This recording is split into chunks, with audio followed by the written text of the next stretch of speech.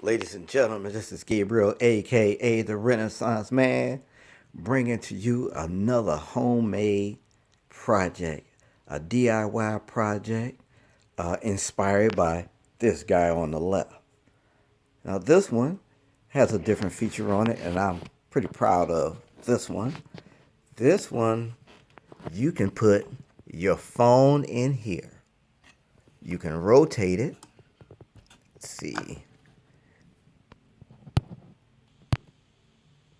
You can rotate it so it can be its portrait or landscape. Take your pick.